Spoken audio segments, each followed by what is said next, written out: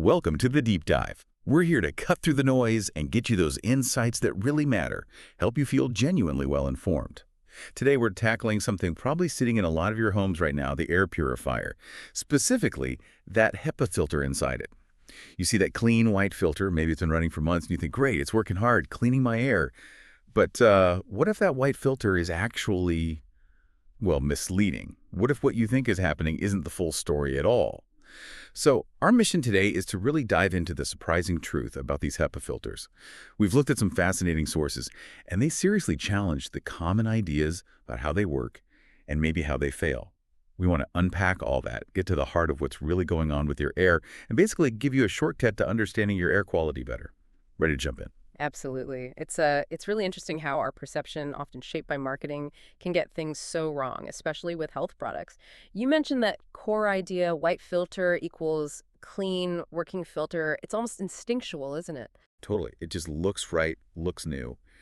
And the manufacturers, they definitely play that up. Telling us these filters last a year, maybe even two. That just makes the white look even better. You see it and think, perfect, still working, save some money. Mm-hmm. But here's the big question our sources raise. What if that whiteness isn't about long life? What if it's actually a sign that the filter isn't working properly anymore?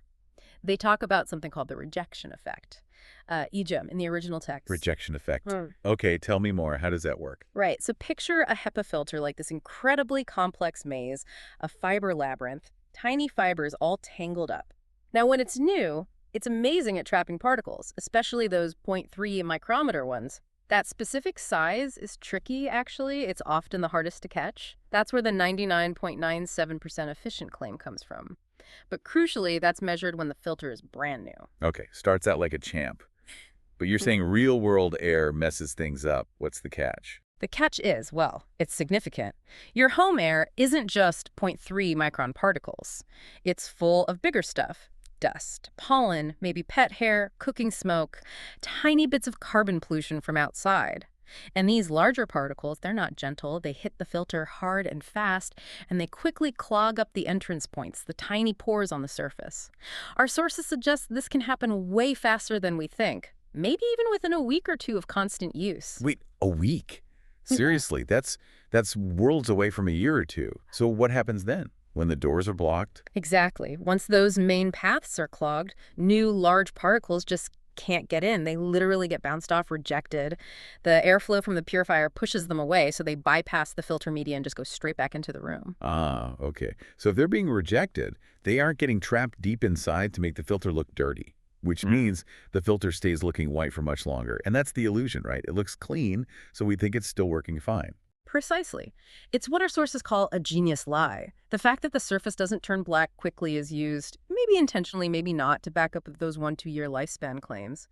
But for you, breathing the air, it's not extended life. It's a sign the filter's basically given up on those larger particles. They're just being refused entry or finding ways around the clog. It's like portraying clogged and useless as clean and effective. Imagine a blocked drain that still looks clean on top end. The water's just backing up. Wow. Okay, that completely flips the script on long-lasting white filters. It's sad. That's unsettling if you rely on these things. But okay, that covers particles being rejected. What are the ones that do get stuck initially? Are they locked away safely? Or is there another twist? Yes. This leads to the next piece of the puzzle, and it gets even more interesting, maybe a bit more concerning. It's another phenomenon the sources discuss, the surface rebound effect. Surface rebound. Okay, sounds like things are bouncing off again, but from inside the filter this time. Kind of, yeah. So when some of those larger particles first get caught, maybe wedged near the surface pores, they aren't necessarily permanently bonded there. They're not glued down. The sources say they're often just temporarily blocking the fiber gaps. Think of it like a ball stuck loosely in a net. Okay, temporarily blocked. Got it. So what knocks them loose? Well, the air moving through the filter isn't a gentle breeze. It's moving fast, carrying other particles at high speeds, like tiny projectiles. When these incoming particles slam into the ones that are already loosely stuck. Oh, like microscopic pinball inside my air filter. Exactly. That's a great way to put it. This secondary impact rebound can be forceful enough to dislodge those previously trapped particles. It knocks them right back out of their spot and into the airflow again. And the crucial part for you listening is that these re-released particles don't just vanish. They're airborne again, in the air you thought was being cleaned, ready to be inhaled. Okay, hold on. So the filter isn't just failing to catch new stuff because it's clogged. It might actually be spitting old trapped stuff back out at us. That makes it sound like the sources call it, a pollution particle relay station. It catches it, then passes it on to us. That's the concept, yes. It captures temporarily, then releases. And this could help explain something puzzling. Why do some people, even with HEPA purifiers running constantly, still struggle with allergies or a persistent cough? Or find their asthma isn't improving, maybe even gets worse? If the filter is acting like a revolving door for pollutants, it's not really purifying, is it? No, it definitely isn't. Wow. Okay, so we've got the rejection effect, keeping filters white but ineffective, and the rebound effect, potentially re-releasing trapped particles. Both explain why a filter might not get black quickly, but the sources also said the blackening itself is key evidence. How does that fit in? What should happen? Right. This is where we need to think critically about the filter's actual job. A HEPA filter is basically a thin sheet, often semi-transparent white paper made of tangled glass or plastic fibers. Its whole purpose is to trap particles inside that fiber maze, not just on the very front surface. There are different ways it does this.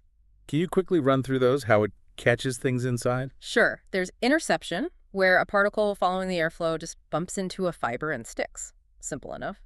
Then inertial impaction, this is for bigger, heavier particles. They can't turn as quickly as the air flowing around a fiber, so they just crash straight into it because of their momentum. And for the tiniest ones, there's Brownian diffusion. They're so small they get knocked around randomly by air molecules sort of zigzagging until they eventually hit and stick to a fiber. Okay, so interception, impaction, diffusion, all designed to trap stuff within the tangled fibers.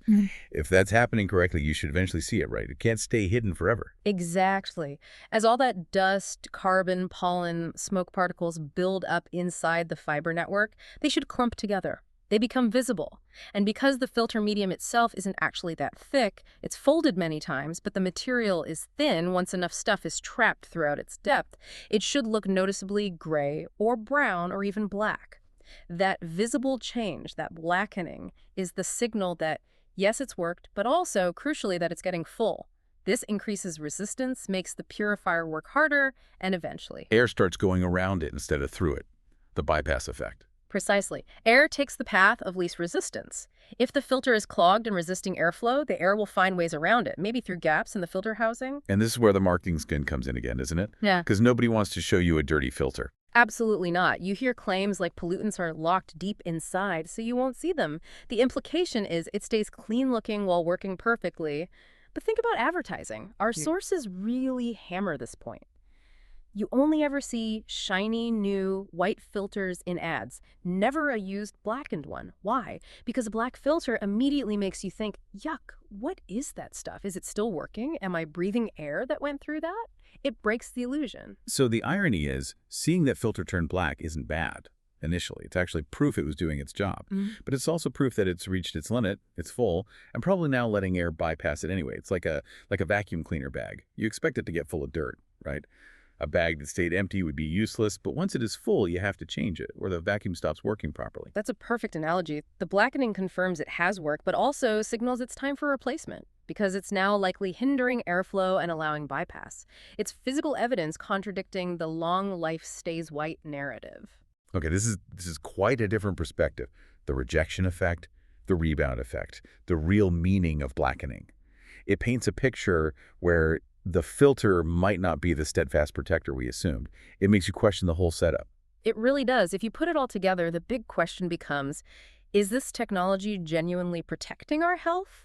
Or is it more about managing our perception of clean air? This idea that the filter could become a pollution relay station or just reject particles? It suggests it might not just fail, but could in some cases potentially make exposure worse. The sources even talk about an anti-protection effect in these scenarios. Anti-protection, that's a strong term. Yeah. Investing in something for health, only for it to potentially backfire.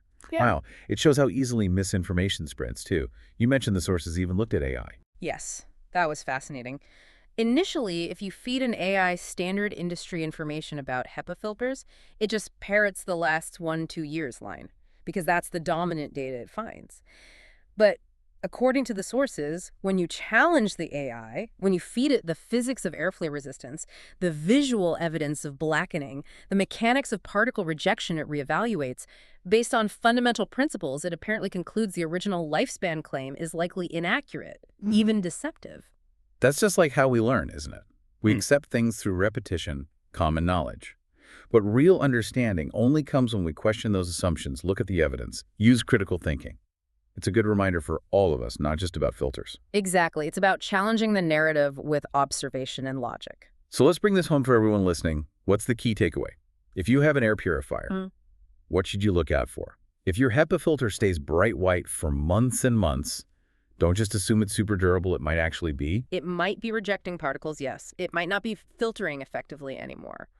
And conversely, if you see it getting visibly gray or black, don't just trust the label that says it's good for another year. That blackening is your signal. It means it's full, likely clogged, resistance is high, and air is probably bypassing it.